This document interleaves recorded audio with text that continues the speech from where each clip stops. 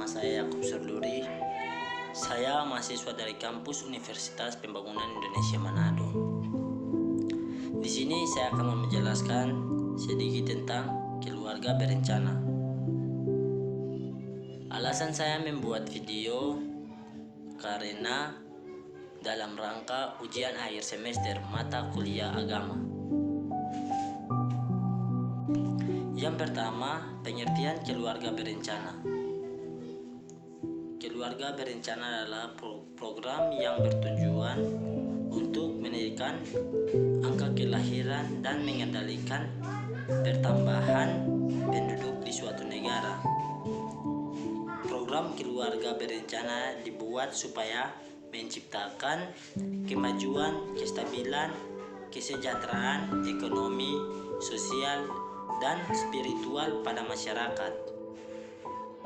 Program ini diatur dalam Undang-Undang Nomor 10 Tahun 1992 yang dijalankan dan diawasi oleh BKKBN atau Badan Kependudukan Keluarga Berencana Nasional. Dan yang kedua, sejarah keluarga berencana. Berawal mulai dari kelompok orang yang memperhatikan masalah kesehatan pada ibu-ibu di awal abad 19 di Inggris. Sejak digunakan alat kontrasepsi sesuai syarat medis untuk berhubungan suami istri, cara mengatur kehamilan pada wanita secara tradisional mulai ditinggalkan. Tokoh yang berperan dalam program keluarga berencana adalah Marie Stopes dan Margaret Sanger. Sedangkan Margaret membuat program yang disebut Birth Control yang adalah pelopor KB modern. Oke, yang berikut pandangan Alkitab terhadap keluarga berencana. Berdasarkan Kejadian 1 bab 8. Allah memberkati mereka, lalu Allah berfirman kepada mereka, "Beranak cuculah dan bertambah banyak, penuhilah bumi dan taklukkanlah itu, berkuasalah atas ikan-ikan di laut dan burung-burung di udara, dan atas segala binatang yang menyerap di bumi." Tidak ada larangan tentang program keluarga berencana. Namun Allah memberi firman agar manusia berkembang dan bertambah banyak, tidak termaksud berlawanan. Tapi jika kita lihat ke dalam ayat tersebut, dikatakan beranak cuculah dan bertambah banyak, penuhilah bumi dan taklukkanlah itu, yang mana berarti manusia bertanggung jawab untuk menguasai bumi dan segala isinya, termasuk melakukan program KB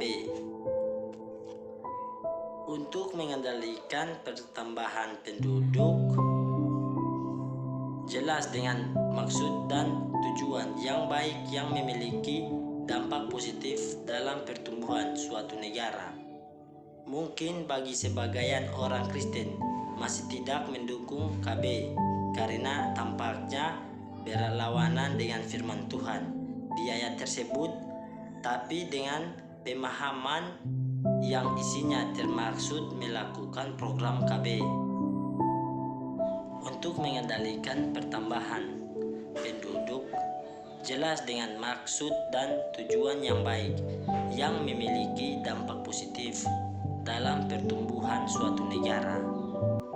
Mungkin bagi sebagian orang Kristen masih tidak mendukung KB karena tampaknya berlawanan dengan firman Tuhan di ayat tersebut.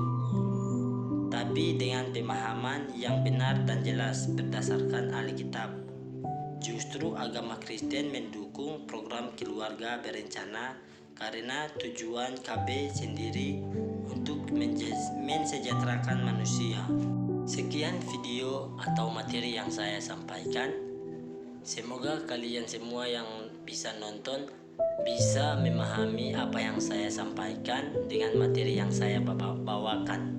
Dan jangan lupa untuk bergabung dengan kampus kami, kampus Universitas Pembangunan Indonesia Manado, lebih khusus Fakultas Keperawatan. Dan mari kita lihat dan menonton video sampai habis. Selamat datang di Universitas Pembangunan Indonesia Manado yang terletak dekat dengan kawasan bisnis Bahu Mall Manado. Tempatnya di Kelurahan Bahu, Lingkungan 3 Manado, sangat strategis di pusat kota Manado.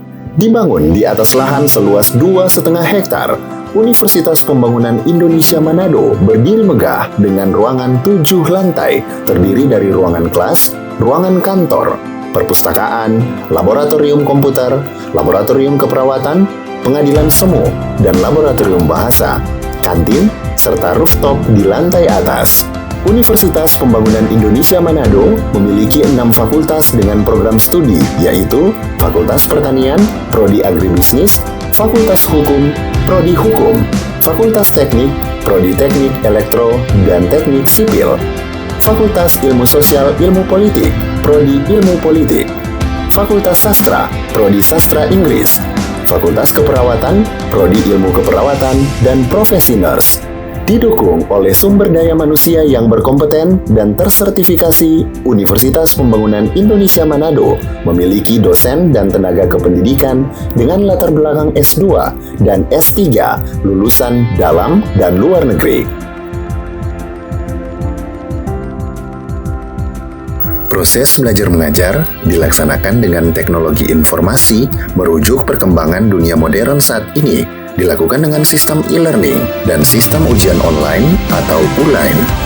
Hasil tracer student Universitas Pembangunan Indonesia Manado dan fakultas menyebutkan lulusan UNPI sudah tersebar di dalam dan luar negeri.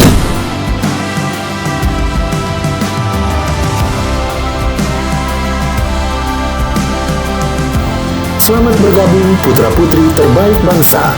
Kembangkan dirimu, raih cita-citamu setinggi bintang di langit. Kami siap menghasilkan generasi terbaik dan pemimpin di masa depan.